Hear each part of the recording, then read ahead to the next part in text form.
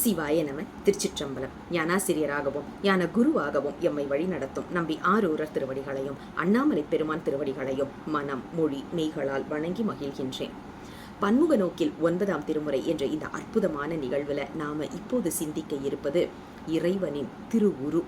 9ஆம் திருமுறையில பெருமான எப்படியெல்லாம் அவர்கள் வருணித்திருக்கின்றார்கள், அதை நாம் எப்படியெல்லாம் உள்வாங்க வேண்டும் என்பதை மிக அழகாக நமக்கு எடுத்துச் செல்லுவதற்காக பெங்களூரில் இருந்து திரு மு. சிவஞானம் ஐயா அவர்கள் நம்மோடு இணைந்திருக்கின்றார்கள்.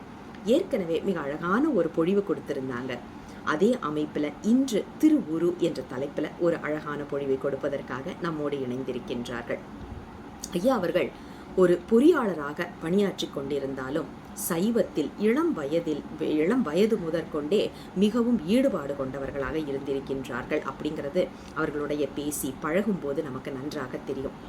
இவர்களுடைய குழந்தை தான் 2 குழந்தைகள் நம்மளுடைய ஞாயிற்றுக்கிழமை தோறும் பாடி அனுப்புறாங்க இல்லையா, மழலையர் முயற்சி என்று.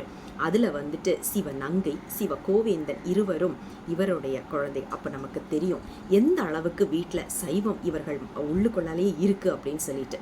அது மட்டும் இல்லை, இவருடைய அப்பா வந்தவாசியில உள்ள சைவ சமய பேரவையின் அமைப்பாளராகவும் வந்தவாசி ஆடி சுவாதி 4 விழாக்குழுவின் நிறுவனராகவும் பல சமய பணிகளை செய்து கொண்டு வருகின்றார்கள்.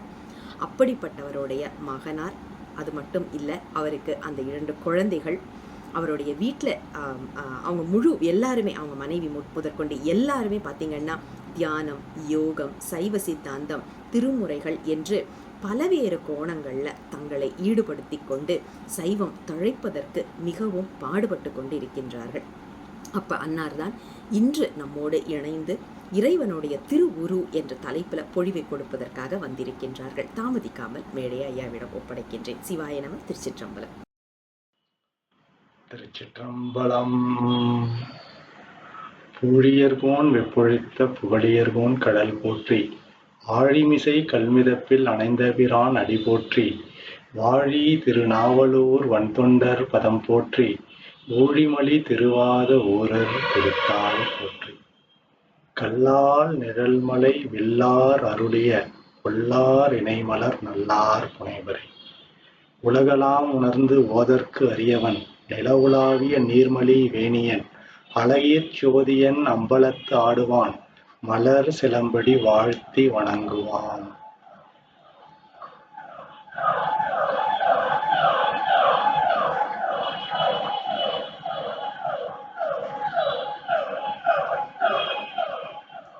நம பார்வதி பதையே. ஹர ஹர மகாதேவா.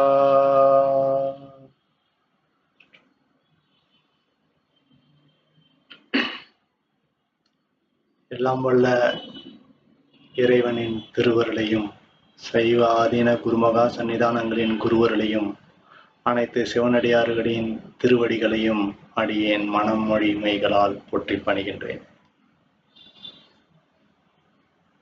பன்முக நோக்கில் 9ஆம் திருமுறை என்கின்ற ஞான வேள்வியை ஓராண்டு காலம் தொடர்ச்சியாக நடக்க வேண்டும் என்ற குறிக்கோளுடன் உறுதியாகவும் சிறப்பாகவும் நடத்தி வருகின்ற நம் தமிழ் ஊரன் இலக்கிய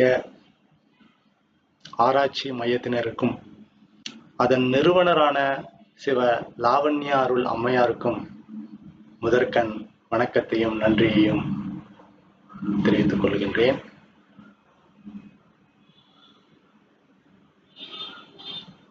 அந்த ஞான வேள்வியின் பயனாக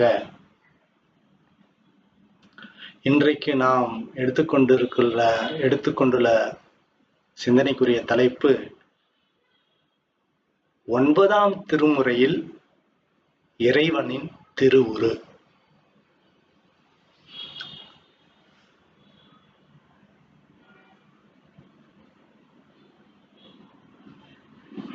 இறைவனுடைய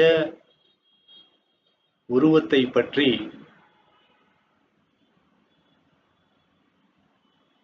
எப்படி நம்முடைய 9ஆம் திருமுறை ஆசிரியர்கள் ஏற்றி போற்றி புகழ்ந்து பாடியுள்ளார்கள் என்பதை பற்றி சிந்தனை செய்வதற்கு திருவருளும் குருவருளும் கூட்டியுள்ளது.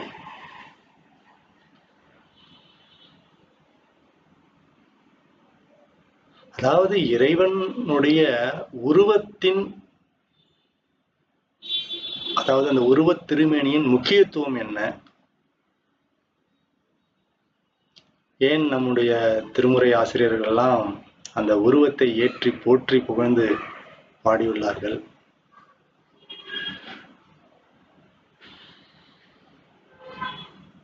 அப்படிப்பட்ட உருவத்தை, அதாவது திருமேனி என்று சொல்லுவார்கள், அந்த உருவத் திருமேனியை நாம் வழிபடுவதால் நமக்கு என்ன பலன், ஏன் வழிபட வேண்டும் என்பதை பற்றியெல்லாம் சில அடிப்படை சிந்தனைகளை செய்துவிட்டு தலைப்புக்குள் செல்லலாம் என்று அடியேன் கருதுகின்றேன்.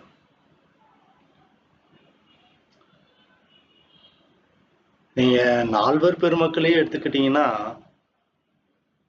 ஞானசம்பந்தர் முதல்ல யாரா அவனுக்கு பால் கொடுத்தது என்று தந்தை கேட்ட உடனே ஞானசம்பந்தர் என்ன சொல்றாருன்னா, தோடுடைய செவியன்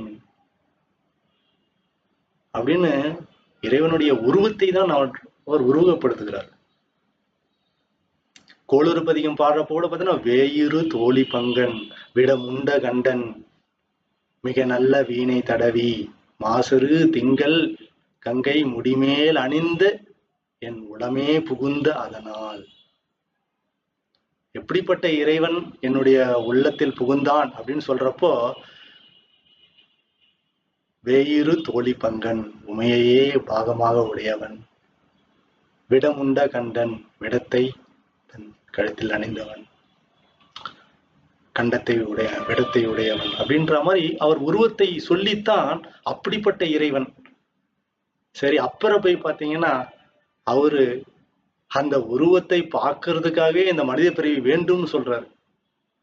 குனித்த புருவமும் கொவ்வை செவ்வாயிர் குமின் சிரிப்பும் பனித்த சடையும் பவளம்போல் மேனியர் பால்வெந்நீரும் இனித்தமுடைய எடுத்த ஒரு பாதமும் காணப்பெற்றால் மனித பிறவியும் வேண்டுவதே இந்த மாநிலத்தே அப்படின்னு அந்த உருவத்தை அப்படி ஏற்றி போற்றி அவர் பாடலாக அருளி செய்துள்ளார். சரி, சுந்தரரை போய் பார்த்தீங்கன்னா அவர் எடுத்த உடனே, அவர் ஆட்கொண்ட உடனே பாட்டை பாடு அப்படின்னா எப்படி பாடுறது அப்படின்னு சொல்லிட்டு பாடுறப்பயே பித்தா பிறை சூடி அப்படின்னு எடுத்த உடனே அந்த இறைவன் அந்த சந்திரனை சூடியுள்ள அந்த உருவத்தை தான் அவர் பாடுகிறார். சரி, மணிவாசகர் பாடுறப்ப நீத்தல் விண்ணப்பத்துல அவர் எடுத்த உடனே முதல் பாட்டை பாடுறப்ப கடையவனேனே அப்படின்ற அவர் தொடங்கும் பதிகத்துல புலித்தோலை உடையவனே, சடையவனே, சடையை அணிந்துள்ளவனே அப்படின்ற அந்த உருவ திருமணியைத்தான் ஏற்றி போற்றி புகழ்ந்து நம் நால்வர் பெருமக்கள் அருளியுள்ளார்கள். அப்ப அதிலிருந்து இந்த இறைவனுடைய உருவ திருமேனியின் முக்கியத்துவத்தை நாம் உணரலாம். நால்வர் பெருமக்களே இறைவனை பற்றி பதிகமாக பாடும் பொழுது அந்த உருவத்தை வர்ணனை செய்து அதை ஏற்றி போற்றி புகழ்ந்துதான் அவர்கள் பாடல்களை அருளி செய்துள்ளார்கள். நீங்க இப்ப இந்த 9ஆம் திருமுறையில போய் பார்த்தீங்கன்னா 2 முழு பதிகங்கள், ஒவ்வொரு பதிகத்திலையும் 11 பாட்டுக்கள், இறைவனுடைய உருவத்தையே ஏற்றி போற்றி புகழ்ந்து 2 ஆசிரியர்கள் அருளி செய்துள்ளார்கள். திருமாளிகை தேவர், திருவாளி அமுதனார் 2 ஆசிரியர்கள் முழு பதிகம் இந்த இறைவனுடைய உருவத்தை போற்றி அவர்கள் பாடல்களாக அருளி செய்துள்ளார்கள். சரி, அப்படி ஏன் அந்த உருவத்தை அவர்கள் ஏற்றி போற்றி பாடல்களை அருளி செய்துள்ளார்கள்? அப்படிப்பட்ட பாடல்களை உயிர்களாகிய நாம் பாடுவதால் நமக்கு என்ன பலன் என்பதை பற்றி சிறு சிந்தனையை செய்யலாம் என்று அடியேன் கருதுகின்றேன்.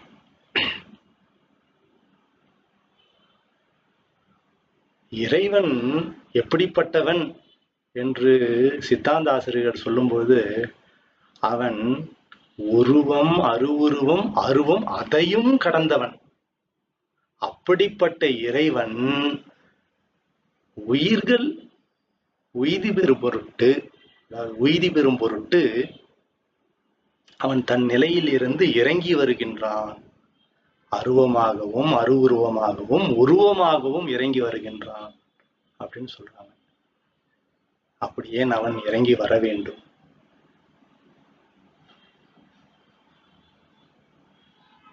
அதான் இந்த சித்தாந்த ஆசிரியர்கள் விளக்கத்தை நம்ம போய் பார்க்கிறப்போ,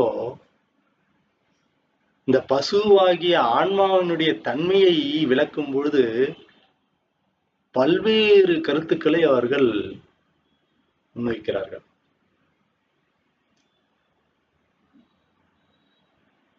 உயிரானது அறிவு பொருள்தான், இறைவனும் அறிவு பொருள்தான். இறைவன் முற்றறிவானவன், உயிரானது சிற்றறிவுடையது. அதை விளக்கும்போது இந்த ஆன்மாவினுடைய அறிவானது தானே அறியும் அறிவு அல்ல. அந்த ஆன்மாவினுடைய அறிவானது எந்த பொருளையும் தானாகவே அறிந்து கொள்ளும் நிலையில் இல்லை.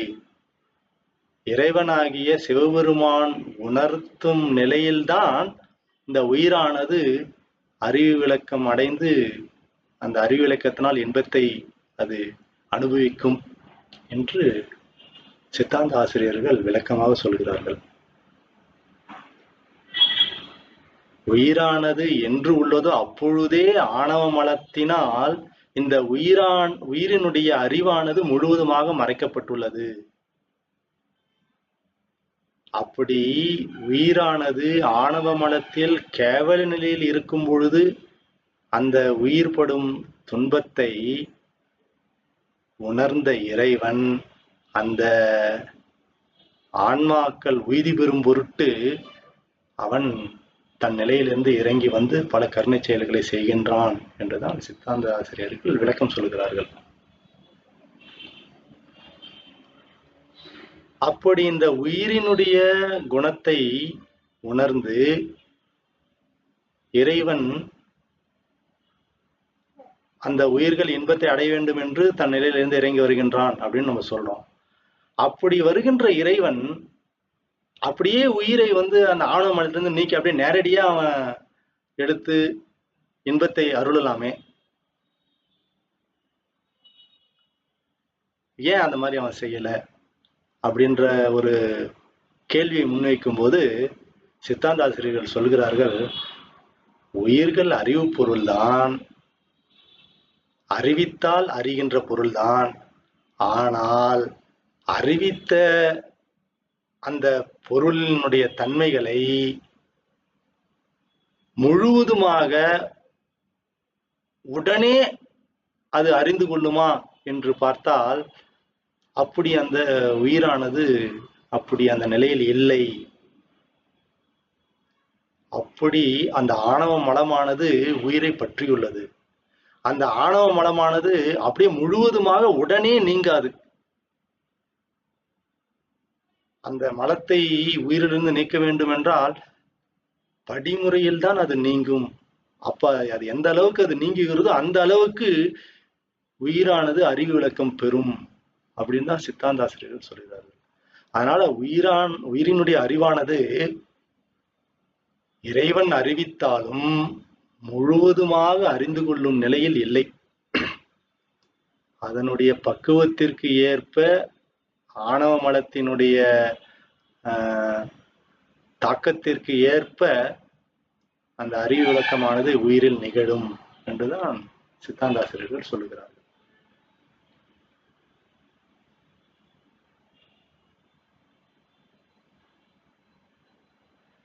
அப்போ இறைவன்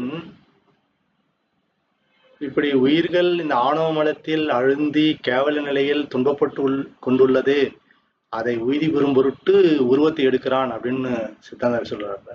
அப்போ எப்படி அந்த உயிர்களை உய்தி செய்கின்றான் என்று பார்க்கும் பொழுது சித்தாந்தாசிரியர்கள் சொல்லுகிறார்கள், அவன் உருவம் எடுத்து சில வழிமுறைகளை உயிர்களுக்கு அறிவிக்கின்றான். இந்த வழிமுறைகளை பின்பற்றினால் அந்த உயிரானது சிறிது சிறிதாக ஆணவ மல பிடிப்பிலிருந்து விடுபட்டு இறைவன் என்ன அறிவிக்கிறானோ அதன் அறிவித்தலாகிய அந்த நிலையை முழுவதுமாக உணர்ந்து முழு பயனையும் அடைந்து முழு இன்பத்தையும் அடையும் அப்படின்னு சொல்றான்.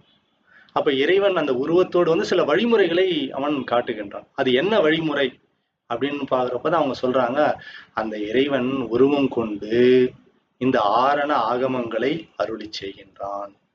இந்த ஆரண ஆகமங்கள், இந்த வேதங்கள், ரிக் யஜூர் சாம அதர்வன வேதங்கள் என்று சொல்லப்படுகின்ற வேதங்கள் ஆகட்டும், 28 ஆகமங்கள் அப்படின்னு சொல்றாங்க. வாதுலம், ரௌரகம் அப்படின்னு 28 ஆகமங்கள். அந்த 28 ஆகமங்களும் இந்த 4 வேதங்களும் இறைவனுடைய 5 முகத்திலிருந்து தோன்றின. அவன் உருவமெடுத்தனுடைய நோக்கமே இந்த ஆரணங்களும் ஆகமங்களும் உருவாக்கி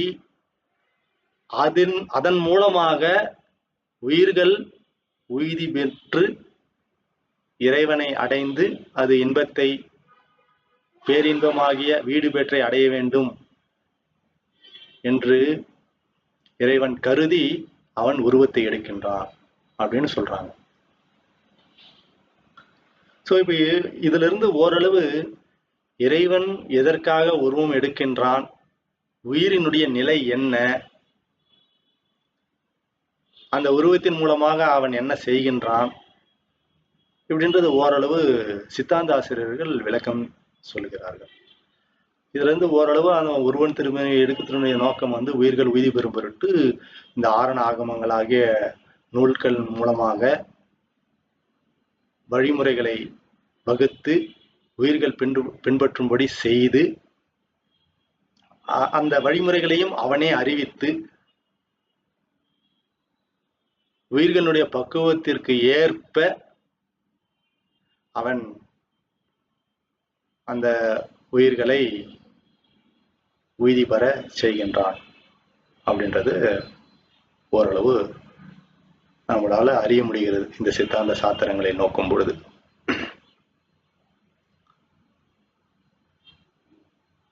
சரி, அப்படிப்பட்ட வழிமுறைகளை பின்பற்றினால் உயிர்கள் உய்தி பெறும்னு சொல்றாங்களே, அப்ப எப்படி அந்த உயிர்கள் அந்த வழிமுறைகளை பின்பற்ற வேண்டும், அதை எப்படி நம்ம உணர்ந்து பின்பற்றினால் அந்த முழு பயனாகிய முக்தி இன்பமாகிய வீடு பெற்றை அதை அடைய முடியும் என்று சிந்தனை செய்யும் போது சித்தாந்தத்தினுடைய அந்த விளக்கங்கள் நமக்கு துணை செய்கின்றன.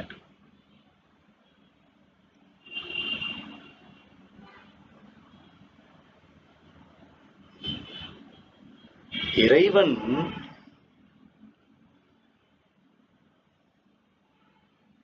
உயிர்கள் உய்தி பெறும் பொருட்டு மாயை என்ற பொருள்களிலிருந்து இந்த உலகத்தை படைக்கின்றான் அப்படின்னு சொல்லுவாங்க. தனு கரண புவன போகங்கள். அப்படி அவன் உலகத்தை படைத்து உயிர்களுக்கு உடம்பை கொடுக்கும் பொழுது எப்படி அவன் உயிருடன் இந்த உடலை சேர்க்கின்றான் என்று ஆராய்ச்சி செய்து சித்தாந்த ஆசிரியர்கள் விளக்கும் பொழுது பார்த்தால் நமக்கு ஓரளவு ஏதோ சில உண்மைகள் புரிய வருகிறது.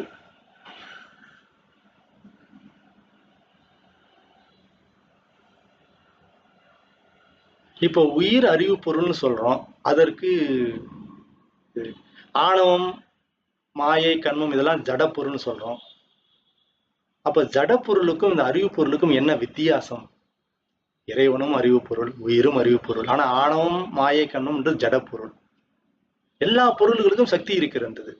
அப்போ உயிருக்கும் இந்த ஜட பொருளுக்கும் என்ன வித்தியாசம் அப்படின்னு பார்த்தா, ஜட பொருளுக்கும் சக்தி இருக்கிறது, உயிர் பொருளுக்கும் சக்தி இருக்கிறது.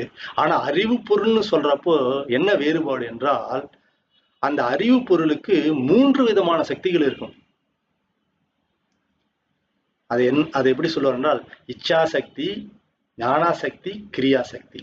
தமிழ்ல சொல்றப்போ விளைவாற்றல், அறிவாற்றல், செயலாற்றல். இந்த 3 சக்தி உள்ள ஒரு பொருள் தான் நம்ம அறிவு பொருள் அப்படின்னு சொல்ல முடியும். ஜட பொருளுக்கு ஒரே சக்தி தான் இருக்கும், அந்த பொருளினுடைய சக்தி. இப்ப இந்த 3 சக்திகளை உடைய உயிரை ஆணவம் மலம் என்ற பொருளாகிய ஜட பொருள் முழுவதுமாக இந்த 3 சக்திகளையும் மறைத்து உயிரானது உணரும்படி கூட செய்ய விடாமல் அதை செய்கிறது அப்படின்னு சொல்றாங்க. அப்போ அந்த இந்த 3 சக்திகளை இறைவன் எப்படி இயக்குகிறான் என்று பார்க்கும்போது,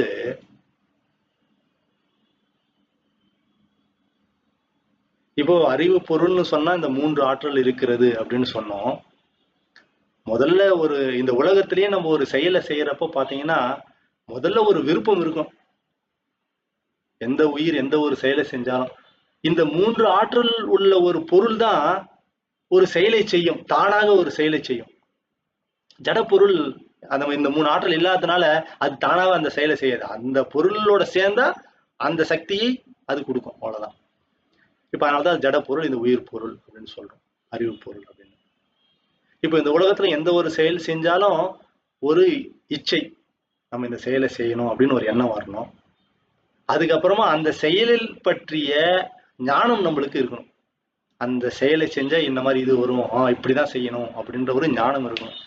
அந்த ஞானத்தின்படி அந்த செயலை செஞ்சா நம்ம என்ன எதிர்பார்க்கிறோமோ அந்த பலனை நம்ம அடைய முடியும். இப்ப எடுத்துக்காட்டுக்கு நம்ம ஒரு வீடு கட்டணும் அப்படின்னு நினைச்சோம்னா முதல்ல வீடு கட்ட வேண்டும் என்ற இச்சை. அப்புறம் எப்படி வீடு கட்டுவது, எப்படி சம்பாதிப்பது, இப்படி சம்பாரிச்சு இப்படி எல்லாம் பணத்தை சேர்த்து இந்த மாதிரி நம்ம வீடு கட்டணும் அப்படின்ற இதெல்லாம் நம்ம ஞானத்தின் மூலமாக அறிவின் மூலமாக ஆராய்ச்சி செஞ்சு எல்லாத்தையும் ரெடி பண்ணிக்கிட்டு அப்புறமா அந்த வீடு கட்டும் என்ற செயலை நம்ம செயலை ஆரம்பிப்போம்.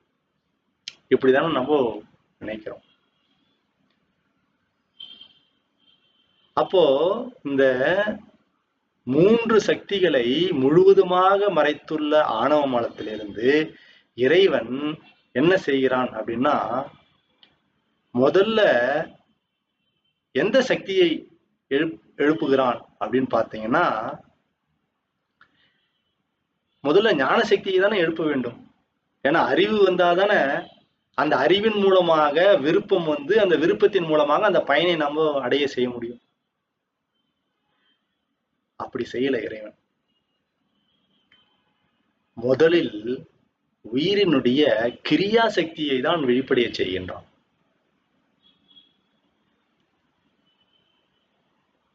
ஏன்னு பார்த்தா, நம்ம முதல்ல சித்தாந்தாசிரியர் சொன்னாரு இல்லைங்களா, உயிரானது எதையும் தானாகவே அறியாது, ஒருத்தன் அறிவித்தால்தான் அது அறியும் அப்படின்னு சொன்னாங்க இல்லைங்களா. அப்ப இறைவன் அறிவித்தாலும் அந்த அறிவித்த ஒன்றை அது அறிவித்தவாறு அது உணரணும் அப்படின்னா அந்த செயலை இறைவன் செய்து உயிரானது அதை உணர வேண்டும். அந்த செயலை செஞ்சாதான் அந்த அறிவியே அதுக்கு உணரும். அப்போ அந்த அறிவித்தல் என்ற செயல் நடைபெறணும், உயிரில நடைபெறணும்னா அந்த சக்தி, கிரியா சக்தியாகிய செயல் ஆற்றல் முதல்ல உயிர்ல நடைபெறணும்.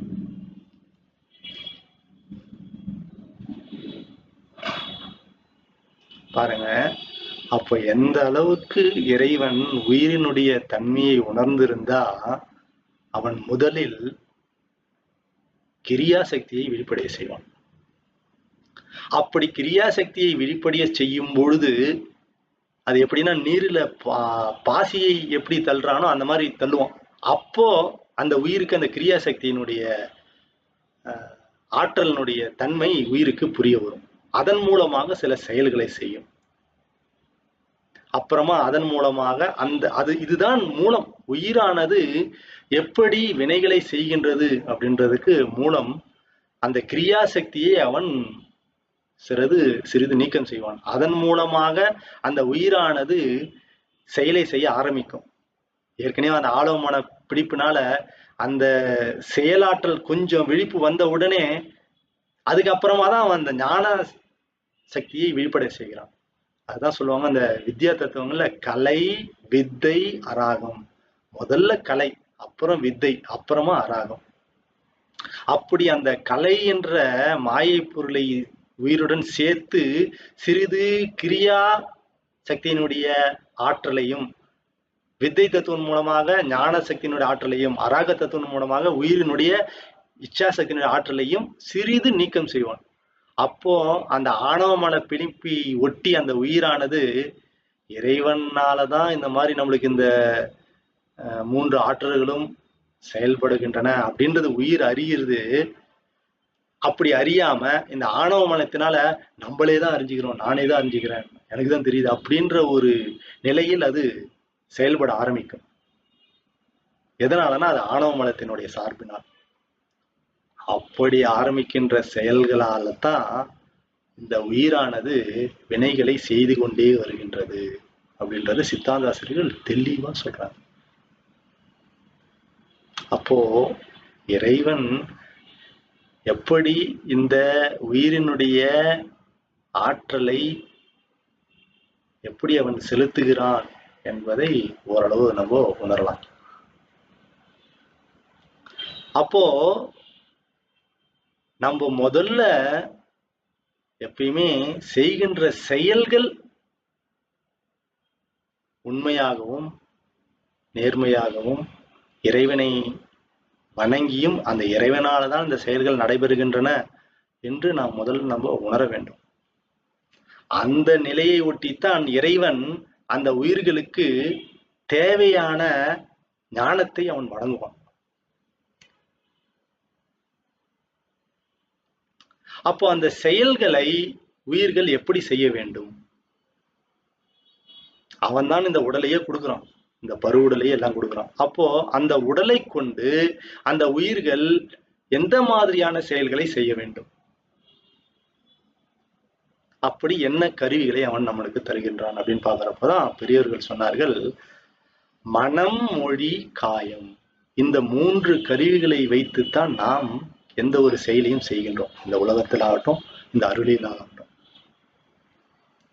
மனத்தால் நாம் நினைத்தல் என்ற தொழிலை செய்கிறோம்.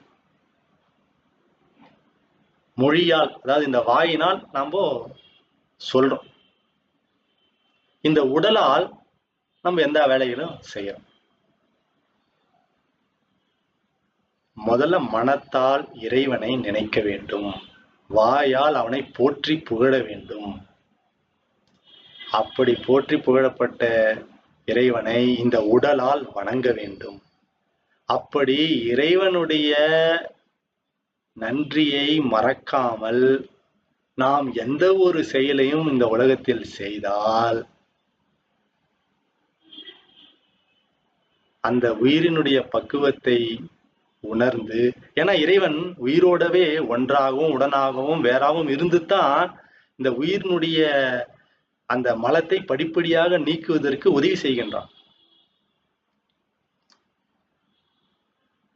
அப்படி அவன் உணர்ந்து அந்த உயிரினுடைய பக்குவ நிலைக்கு ஏற்ப அவன் அந்த உயிரினுடைய விருப்பத்திற்கு ஏற்ப இன்பத்தை அருளுவான். இந்த உலகியலுக்கு ஏற்ப அதாவது அந்த உலகியலுக்கு ஏற்ப அந்த உயிரினுடைய விருப்பத்தை அவன் பூர்த்தி செய்வான். பக்குவப்பட்ட உயிர்கள் என்ன இந்த உலகத்திலேயே உழன்று என்னடா இந்த இன்பம் இந்த துன்பம் இதெல்லாம் நம்மளுக்கு ஒன்றும் நிலையா இல்லையே, நம்மளுக்கு நிலையான ஒரு இன்பம் வேணும் அப்படின்றது அருளில நோக்கி அவங்க பயணத்தை செய்யறப்போ அவன் முக்தி இன்பமாகிய வீடு பெற்றை அருள்வான் அந்த உயிரினுடைய விருப்பத்திற்கு ஏற்ப.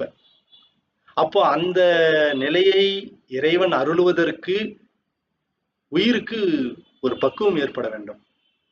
அந்த பக்குவத்தை ஏற்படுத்துவதற்கு அந்த உயிரானது இந்த இறைவன் கொடுத்த கருவிகளை கொண்டு சில செயல்களை செய்ய வேண்டும். அப்படி செய்கின்ற செயல்கள் செய்யும் பொழுது அந்த இறைவனுடைய நன்றியை நினைத்து அவனால் தான் இந்த செயல்களை எல்லாம் நாம் செய்கின்றோம் என்று உணர்ந்து இந்த உலகியலில் அந்த உயிரானது ஈடுபட்டு வாழ்ந்து வந்தால் அந்த பக்குவ நிலையை உணர்ந்து இறைவன் வீடு பெற்றை அருளுவான் என்று சித்தாந்தாசிரியர்கள் சொல்கிறார்கள். இப்ப நம்ம எதற்கு இவ்வளவு விளக்கத்தை நம்ம பார்த்தோம்னா, மனம், காயம், மொழி, வாய், இது 3 தான் நம்மளுக்கு கருவிகள். இந்த 3ஐ வைத்துத்தான் நாம் செயலை செய்ய வேண்டும். அப்படி செய்கின்ற செயல்களை வைத்துத்தான் இறைவன் அந்த உயிரினுடைய பக்குவத்தை அறிந்து அதற்கு ஏற்ப உயிரினுடைய விருப்பத்தை அவன் அறிந்து அவன் தேவையானதை கொடுப்பான் என்று சொல்றோம். அப்போ மனமானது நினைக்க வேண்டும், வாயானது போற்றி பாட வேண்டும், உடலால் வணங்க வேண்டும் அப்படின்னு சொல்றப்போ இந்த 3 கருவிகள்ல எதுடா ரொம்ப முக்கியம் அப்படின்னு பார்த்தோம்னா இந்த வாயால் போற்றி புகழ்றதுதான் முதல்ல முக்கியமா நம்மளுக்கு தெரிகிறது. ஏன்னா மனதால் நினைக்கணும், இல்ல இந்த காயத்தால் வழிபடணும் அப்படின்னா அந்த இறைவன் எப்படிப்பட்டவன், அவன் எப்படி இருப்பான் அப்படின்ற ஒரு உருவத்தை நம்ம கண்ணால் பார்க்க வேண்டும். அப்படி பார்த்து அப்படி அவனை தெரிஞ்சாதான் அதை நம்ம நினைச்சு அப்படிப்பட்ட இறைவனை நம்ம வணங்க முடியும்.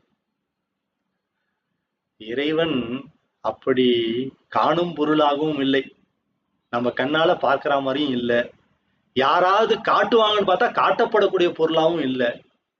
அப்படிப்பட்ட இறைவனை நம்ம எப்படி உணர்வது, மனத்தால் எப்படி நினைப்பது, இல்ல காயத்தால் எப்படி வழிபடுவது அப்படின்றப்பதான் நம்ம அருளாளர்கள் என்ன சொன்னார்னா, அந்த அருளாளர்கள் அவர்கள் செய்த தவத்தால் இப்படி இந்த மனமொழி காயத்தால் அவர்கள் பின்பற்றி இறைவன் வகுத்த வழிமுறைகளை பின்பற்றி அப்படி இறைவனை அவர்கள் கண்டு அவர்கள் உணர்ந்ததை யான் பெற்ற இன்பம் பெருகிய வையகம் என்ற நோக்கில் அந்த அருளாளர்கள் எப்படி இறைவன் இருக்கின்றான், அவனுடைய தன்மை என்ன என்பதை அவர்கள் பாடல்களுடையும் பதிகங்களாகவும் அருளி செய்துள்ளார்கள். அப்படிப்பட்ட பாடல்களை நாம் பாடுவதாலும் உணர்ந்து அதை மனமுருகி பாடினால் அந்த நிலையின் தன்மையை உணர்ந்து இறைவன் எப்படி அந்த அருளாளர்களுக்கு அருளினானோ அதே மாதிரி அந்த ஆன்மாக்கள், எந்த ஆன்மா அந்த அருளாளருடைய பாடல்களை மனம் உருகி பாடுகிறார்களோ அவர்களுக்கு அருளுவான். அப்போ இந்த மனத்தால் இந்த காயத்தால் நாம் செயலை செய்ய வேண்டும் என்றால் அதற்கு உருவம் முக்கியமாக தேவைப்படுகிறது. இதை அறிந்துதான் இறைவன் அவனுடைய சொரூப நிலையான அதாவது அருவத்தை கடந்த நிலையில் இருந்தாலும் அவன் இந்த உயிர்கள் உய்தி பெறும் பொருட்டு உருவத்தை எடுத்து வருகின்றான்.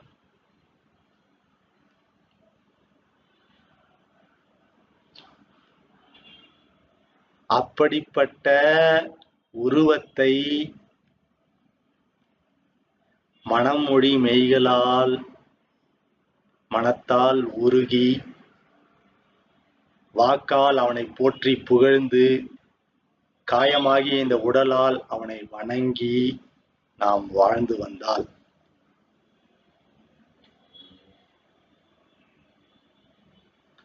நம்மளுக்கு முத்தி இன்பமாகிய வீடு பெற்றை அவன் அருளுவான் என்பதாக சொல்லி இப்பொழுது நம்ம தலைப்புக்கு செல்லலாம். அதாவது இறைவனுடைய உருவ திருமேனியினுடைய முக்கியத்துவம் ஏன் நம்முடைய திருமுறை ஆசிரியர்கள் அந்த உருவத்தினை ஏற்றி போற்றி புகழ்ந்து தன்னுடைய பதிகங்களில் அருளி செய்துள்ளார்கள்.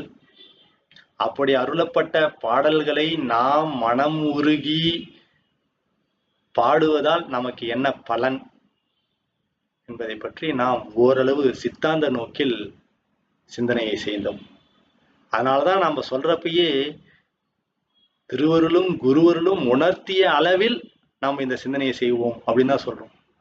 ஏன்னா அந்த இறைவன் எந்த அளவுக்கு என்னுடைய பக்குவத்திற்கு ஏற்ப உணர்த்துவான், அந்த உணர்த்துதலை நம்ம இப்ப சிந்தனை செய்யறோம். அப்படி அவன் உணர்த்திய அளவில் தான் இந்த சிந்தனையை நாம் செய்ய முடியும் என்பதாக சொல்லிக்கொண்டு இப்ப நம்ம 9ஆம் திருமுறையில் எப்படி ஆசிரியர்கள் அந்த உருவ திருமேனியினுடைய இதை எப்படி அவர்கள் பதிகமாக பாடியுள்ளார்கள் என்று சில சிந்தனைகளை செய்வோம்.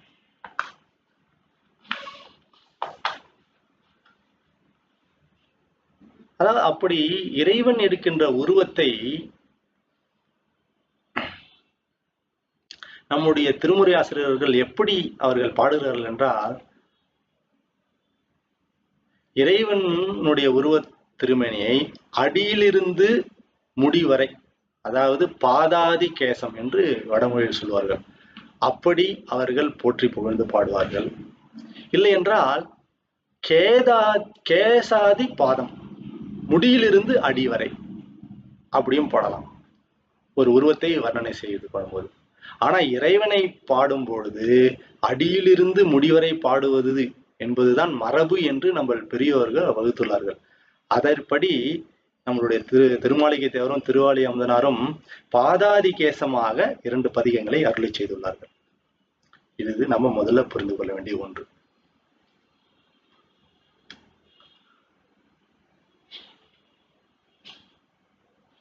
அப்படி இறைவனுடைய உருவத்தை அவர்கள் போற்றி புகழும் போது இந்த பாதாதிகேசம் அப்படின்னு சொல்றோம். இது ஒரு சிற்றிலக்கிய வகை. அந்த வகை பிரகாரம் இந்த பாடலை அறிவிச்சிருக்கிறார். அப்படி நம்ம அந்த உருவத்தை வழிபடும் போது 4 வகையாக இந்த உருவத் திருமேனிகளை அவர்கள் வழிபாடு செய்வதாக சொல்லுகிறார்கள். எப்படின்னா, நம்ம இறைவனுடைய உருவம் அருள் அருள் தான் இந்த உருவமாக எடுத்து வந்துள்ளது அப்படின்னு சொல்றோம். ஆரண ஆகமங்கள் அருளினால் உருவு கொண்டு, அவன் அந்த அருளையே உருவமாக கொண்டு தான் வந்தான். அப்ப அந்த அருள் எப்படி இருக்குன்னா, இந்த உருவத்துல அங்கங்களாக இருக்கும். நம்ம எப்படி நம்ம பார்க்கிறோம், நம்ம பார்க்கிற அந்த உறுப்பை, அந்த அங்கத்தை வைத்துதான் அப்படியே இறைவனை நம்ம கற்பனை செய்ய முடியும் இல்லையா? அதனால இந்த உருவத்தை இந்த அங்கங்கள் என்னென்ன சொல்றோம், தலை, முதுகு, கை, கால்கள், இதெல்லாம் அங்கங்கள். இது அங்க வழிபாடு அப்படின்னு சொல்லுவோம். இந்த அங்கத்துக்குள்ளேயே பிரத்தி அங்கமாக இருக்கக்கூடிய, இப்ப கைன்னு சொல்லிட்டா விரல், கால்னு சொன்னா கணுக்கால், அப்படின்னு அங்கத்துக்குள்ள பிரத்தி அங்கமாக அந்த உறுப்புகளை புகழ்ந்து ஏற்றி போட்டு பண்ணால் அது பிரத்தியங்க வழிபாடு அப்படின்னு சொல்லுவோம். அப்படி உருவத் திருமேனியில் அவன் அணிகலன்களாக அணிந்துள்ள கச்சு, சிலம்பொலி, தோடு, இதையெல்லாம் உபாங்க வழிபாடு அப்படின்னு சொல்லுவாங்க.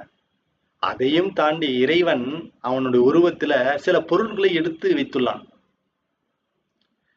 அவனுடைய திருக்கரங்களில் போய் பார்க்கிறப்போ உடுக்கையை ஏந்தியுள்ளான், மழுவை ஏந்தியுள்ளான், மான் ஏந்தியுள்ளான்.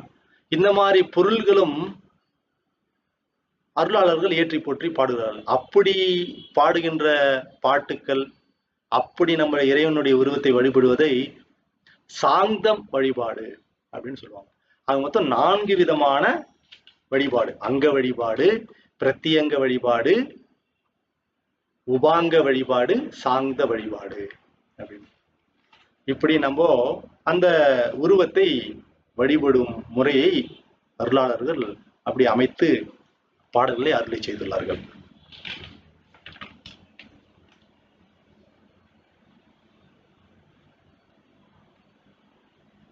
இப்போ திருமாளிகை தேவர் அருளிய உயிர் கொடியாடை என்ற பதிகம், இதை அவர் கோயில் என்ற தளத்தில் அருளி செய்துள்ளார்.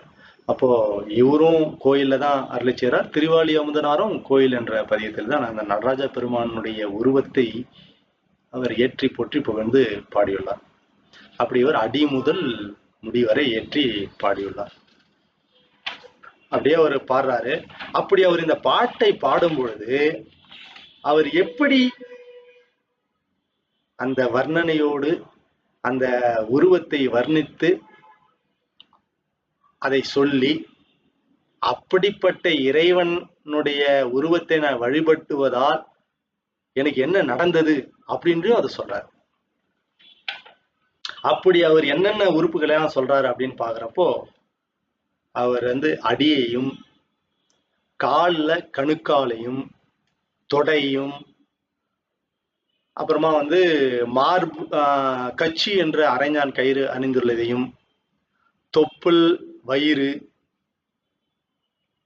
அப்புறமா முகம், முடி, அப்படி ஒவ்வொரு பாடல்லையும் அப்படி அவர் வந்து அந்த உறுப்புகளை, அங்கங்களை விவரித்து அந்த உறுப்பின் அழகை புகழ்ந்து போற்றி, அதனால எனக்கு என்ன கிடைச்சது அப்படின்னு சொல்றார்.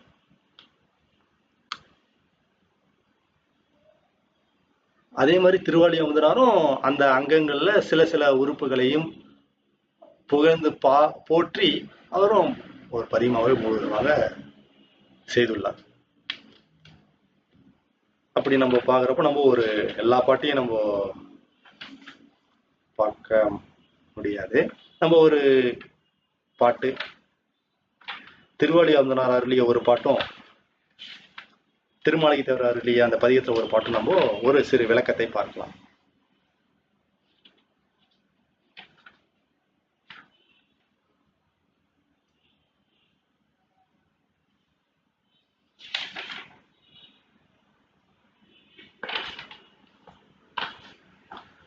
பாருங்க, ஒரு பாட்டு, 7வது பாட்டு. கனியெறி விசிறு கரம்துடி விடவாய் கங்கணம் செங்கை மற்ற பயம், செங்கை மற்ற அபயம் பிணிகெட இவை கண்டு உன் பெருநடத்திற் பிரிவிலார் பெரும்பற்ற புலியூர் திணிமணி நீலகண்டத்து என் அமுதே சீர்கொள் சிற்றம்பலக் கூத்தா அணிமணி முறுவர் பவளவாய்ச் செய்ய சோதியுள் அடங்கிற்று என் அறிவே. அதாவது அந்த இறைவனுடைய உருவத்தை அவர் வழிபாடு செய்யும் பொழுது அவருக்கு என்ன ஏற்பட்டதுன்னா, அதனுள் அந்த அவருடைய அறிவானது அடங்கிற்றது அப்படின்னு சொல்றார். அப்படி என்ன மாதிரி அவர் உருவத்தை வர்ணிக்கிறாருன்னு பாருங்க. கனி எரி, அதாவது நெருப்பை ஏந்தியுள்ள கை. விசிறு கரம், அதாவது சுழல்கின்ற கை. துடி, உடுக்கையை கையில் அவன் ஏந்தியுள்ளான்.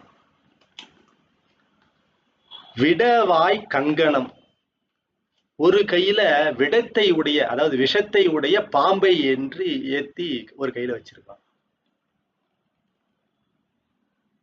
ஒரு கையில நெருப்ப வச்சிருக்கிறான், ஒரு கையில உடுக்கைய வச்சிருக்கிறான், ஒரு கையில விடத்தை உடைய பாம்பை வைத்திருக்கிறான், இன்னொரு கையில எல்லா உயிர்களுக்கும் அபயமாக அருளி செய்துள்ளான். நான் இருக்கிறேன்பா அப்படின்னு அபயகரம் அப்படின்னு சொல்றான். அப்படிப்பட்ட உறுப்புகளை நான் எதற்கு பார்த்தேன் அப்படின்னு சொல்லப்ப அவர் சொல்றாரு, பிணி கெட இவை கண்டு. பிணி, நம்மளுக்கு என்ன பிணி? இந்த பிறப்பு தான் பிணி. இந்த பிறப்பு என்ற பிணி கெடுவதற்காக இந்த 4 கரங்களையும் அவர் வழிபாடு செய்கிறார். அப்படி வழிபாடு செய்வதனால இந்த பிறப்பு என்ற பிணி கெடுமா. அப்படி பிணி கெட இவை கண்டு உன் பெருநடத்திற் பிரிவிலார் பெரும்பற்ற புலியூர். அப்படிப்பட்ட உருவம் உள்ள அந்த இறைவன் எங்க இருக்கிறாருன்னு சொல்றப்போ அவர் சொல்றாரு, அந்த ஊரை பத்தி சொல்றப்போ, உன் பெருநடத்திற் பிரிவிலார் பெரும்பற்ற புலியூர். பெரும்பற்ற புலியூர் அப்படின்னா அந்த கோயில் வியாக்கிரபாதர் புலிக்கால் தேவர் மிகவும் விரும்பி வழிபட்ட தலமானதால அதற்கு பெரும்பற்ற புலியூர் என்ற ஒரு பெயரும் உண்டு, சிறப்பு பெயர். அப்படிப்பட்ட ஊர்ல நீ வந்து பெருநடம் செய்கின்ற, ஞான நடனம், மூன நடனம்லாம் சொல்லுவாங்க, அப்படிப்பட்ட நடனத்தை செய்கின்ற ஊர். அந்த ஊர்ல இருக்கிற அந்த நடராஜ பெருமானுடைய அந்த திருக்கரங்களினுடைய உருவத்தினுடைய வழிபாட்டை செஞ்சா அவருக்கு பிறவி பிணி கெடுகிறது அப்படின்னு சொல்றாரு. சொல்லிட்டு அப்புறம் சொல்றாரு பாருங்க, திணிமணி நீலகண்டத்து என் அமுதே. அப்படிப்பட்ட பெரும்பற்ற புலியூராகிய தலத்தில் உடைய நடராஜராகிய சிவபெருமான் எப்படி இருக்கிறார்னா, திணிமணி நீலகண்டத்து என் அமுதே சீர்கொள் சிற்றம்பல கூத்தா. அதாவது ஆழகால விஷம், அந்த பார்க்கடல்ல தேவர்கள் அசுரர்கள் கடந்த போது ஏற்பட்ட அந்த ஆளால விஷத்தை சுந்தரர் எடுத்து வந்து கொடுத்ததை இறைவன் ஏற்று எல்லா உயிர்களையும் காத்து அருளினார் இல்லையா. அப்படி அந்த நீலகண்டத்து என் அமுதே, அப்படிப்பட்ட சிற்றம்பலத்தை உடைய கூத்து நடத்துகின்ற இறைவனே, அணிமணி முருவர் பவளவாய் செய்ய. அதாவது அவருடைய வாயை வர்ணிக்கிறாரு பாருங்க. அந்த வாயில் உள்ள இருக்கிற பற்கள் ஒளி பொருந்தி பவளவாயா இருக்கிறதாம். பவளம் போன்று வாயில் உள்ள ஒளி திகழும் அந்த பற்களை அவர் பார்த்து வழிபட்டதனால அந்த ஒளியில் ஏற்பட்ட அந்த ஜோதியில அடங்கிற்று என் அறிவே அப்படின்னு சொல்றாரு. அதாவது இறைவனுடைய திருக்கரங்களையும் அந்த நடராஜர் வைத்துள்ள அந்த 4 கரங்களையும் அந்த கரங்களில் உள்ள அவன் ஏந்தியுள்ள உபாங்கமாக உள்ள பொருட்களையும் வர்ணித்து, அப்படி அந்த வழிபாட்டை செய்யும் போது எனக்கு என்ன கிடைத்தது, என்ன நடந்தது அப்படின்றத சொல்றார். திருக்கரங்களையும் அந்த வாயில் அந்த பவள வாயையும் அந்த பனியின் பல்லினுடைய அந்த ஒளியில் கலந்து என் அறிவானது அதில் ஒன்றித்து விட்டது அப்படின்னு அந்த உருவத்தை ஏற்றி போற்றி புகழ்ந்து தன்னுடைய பாடலில் பதிவு செய்கிறார். அப்படியே எல்லா பாட்டும் மீதி இருக்கிற 10 பாட்டையும் நீங்க போய் பார்த்தீங்கன்னா ஒவ்வொரு உறுப்பையும் அந்த உறுப்பையினுடைய தன்மையை சொல்லி அந்த உறுப்பை வழிபாடு செய்தால் எனக்கு என்ன கிடைத்தது அப்படின்னு சொல்றாரு. ஏன்னா அவருடைய உறுப்பே அருள் திருமேனி. அதனால எல்லாமே அருளாக பார்த்து அவர் வழிபாடு செஞ்சதுனால அதன் மூலமாக ஏற்பட்ட பலனை அவர் இந்த பாடலில் பதிவு செய்கின்றார். சரி, அப்படியே நீங்க இந்த திருவாளி அமுதனார் அவர் அருளிய பதிகத்துல போய் பார்க்கிறப்போ மையல் மாதொரு அப்படின்ற அந்த பதிகம் தொடங்குகிறது. அதுல அவர் 11 பாடல்கள் செய்துள்ளார். அதுல நம்ம ஒரு பாட்டு நம்ம சும்மா ஒரு விளக்கத்திற்கு பார்க்கலாம்.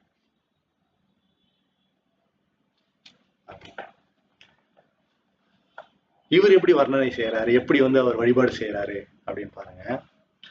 படங்கொள் பாம்பனை யானொடு பிரமன் பரம்பரமா அருள் என்று தடங்கையால் தொழவும் தழலாடு சிற்றம்பலவன் தடங்கை 4 தோள்களும் தட மார்பினீர் பூண்கள் மேற்றிசை விடங்கொள் கண்டமன்றே வினையேனை மெலிவித்ததே.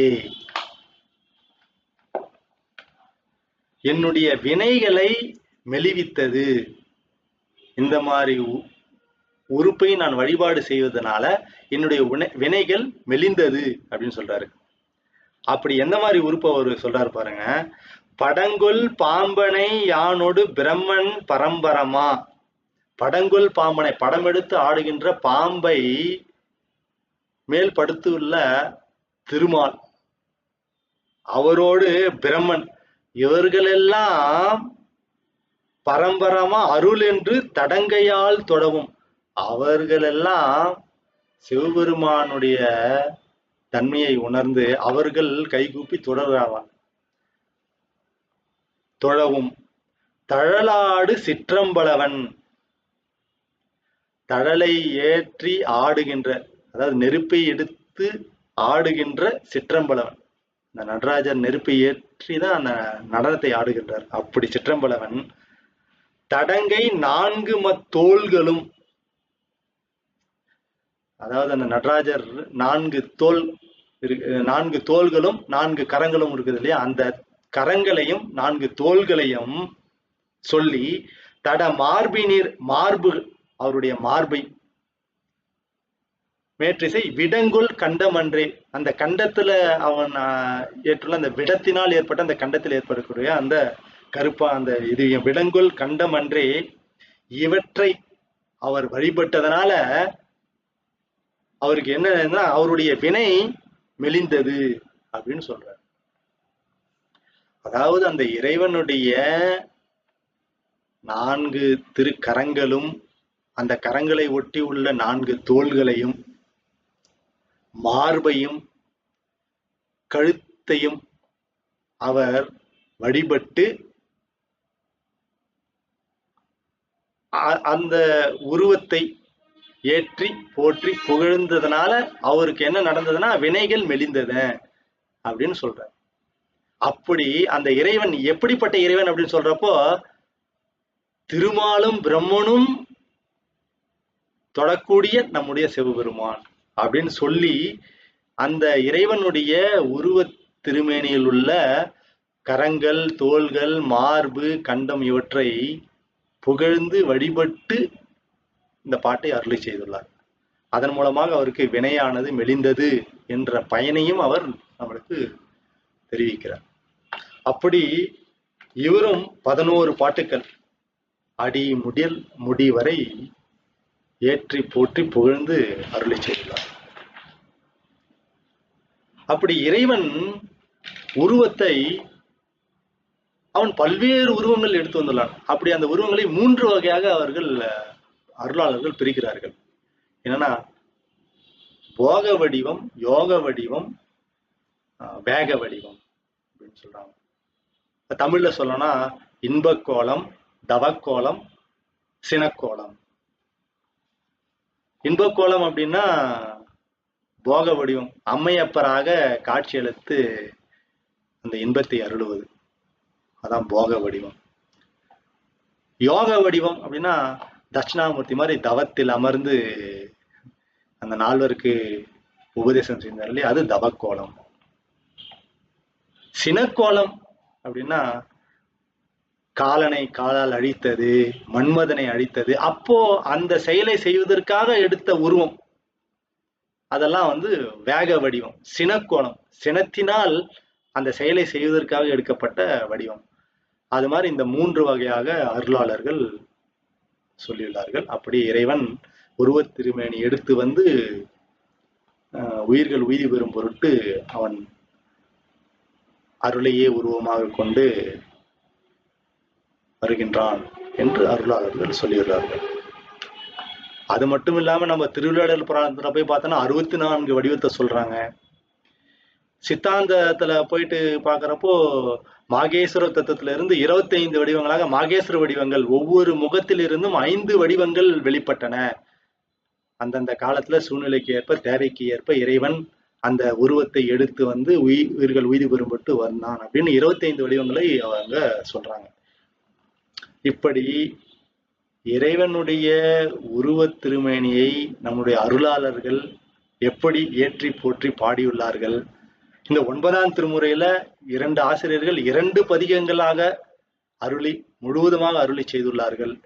அதன் மூலம் நம்மளுக்கு அந்த இறைவனுடைய உருவத் திருமேனியினுடைய முக்கியத்துவத்தை உணர்ந்து, அந்த உருவத் திருமேனி இல்லாம நம்மளால மனத்தால் அவனை நினைத்து வழிபட முடியாது என்ற நிலையை உணர்ந்து, அந்த இறைவனுடைய கருணை செயலான உருவத்தை எடுத்ததற்கான நோக்கத்தை நாம் உணர்ந்து அவனை வழிபட்டு மனமுருகி அருளாளர்கள் அருளிய பதிகங்களை போற்றி புகழ்ந்து, அப்படி இறைவன் அருளிய வழிமுறைகளால் உருவாக்கப்பட்ட கோயில்களில் உள்ள உருவத் திருமேனிகளையும் கோயிலினுடைய அமைப்பையும் நாம் உடலால் உழவாரப் பணிகளை செய்தும் வணங்கியும் வந்தால்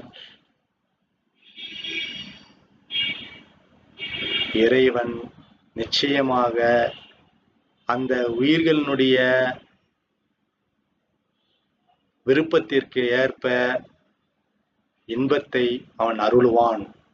அந்த இன்பம் பேரின்பமாகிய முக்தி இன்பமாக வீடு பெற்று எண்ணி அந்த உயிரானது எந்த செயலை செய்ததுன்னா அந்த நிலையை அருளுவான். இல்லைன்னா மேலான அந்த உயிரினுடைய செயலினுடைய தன்மைக்கு ஏற்ப அதனுடைய பக்குவத்திற்கு ஏற்ப மேலான பதங்களையும் அவன் அருளி செய்வான் அப்படின்னு பல நிலைகள் உள்ளன.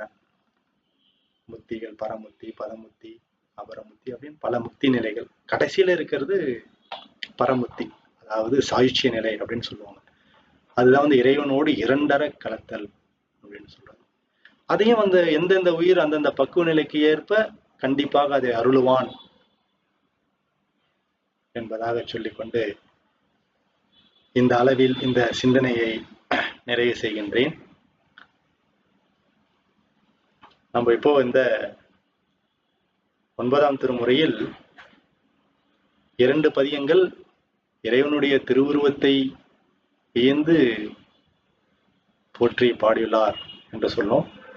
அந்த 2 பாடல்களையும் நாம் முழுவதுமாக கேட்டு இன்புறலாம் என்று சொல்லி நிறைவு செய்கின்றேன். திருச்சிற்றம்பலம்.